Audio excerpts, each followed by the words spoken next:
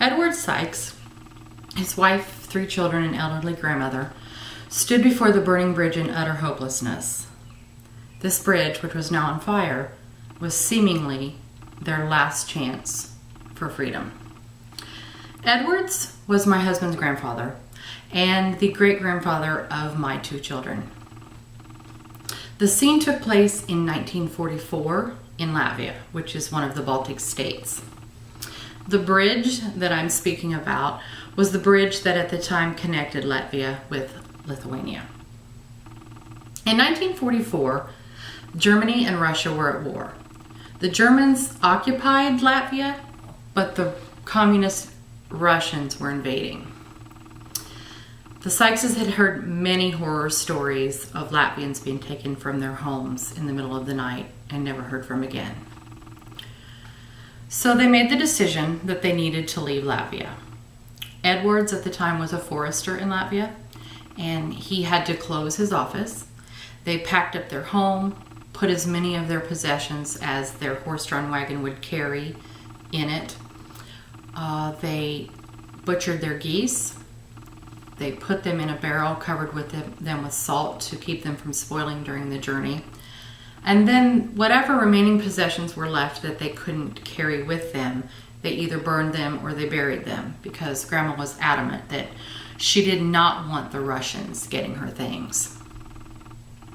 They began traveling across Latvia, but by the time they made it to the bridge that was supposed to take them to freedom, the bridge was on fire.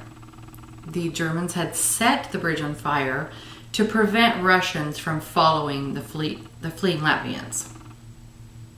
Years later, when Grandma told me this story, and she told me this right after my first child was born, and it sounded to me like something straight out of a movie. She said that the German soldier saw the family and saw the desperation in their eyes, and he knew that he had to get them across that bridge. So he took off the coat of his uniform and he flung it over the horse's head and eyes, and he led the horse across the burning bridge. Of course, making it across the bridge was not the end of their journey. They traveled for many more days and weeks. At night, they would lay their head down anywhere that someone would take pity on them. Grandma said that they slept in barns, they slept in schools. Of course, during the day, they were out in the open and they were in danger. And as they would hear Russian fighter planes approaching, they would have to abandon their wagon. Sadly, Grandma's mother was too weak and frail and in too much pain to make it quickly in and out of the wagon. So in order for them to get her out, it would put the rest of the family in jeopardy. So they would leave her in the wagon as they lay in the ditches covering their heads, and they would just pray that she would be alive when the bombing stopped. The Germans were defeated in 1945. This was not good news for Latvians. Those that had been displaced from their homes could not go back to them because they were under communist rule. Eisenhower heard of all the displaced individuals, and he created refugee camps for them.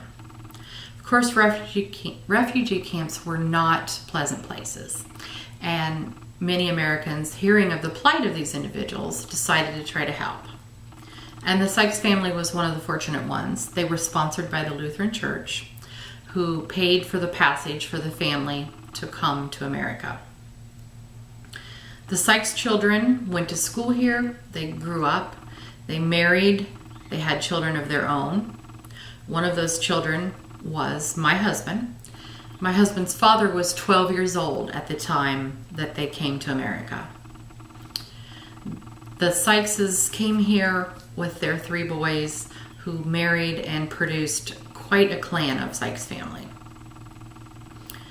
Sadly, today, none of the original family who immigrated from Latvia are alive. But we still have many rich memories in the form of stories told by Grandma Sykes.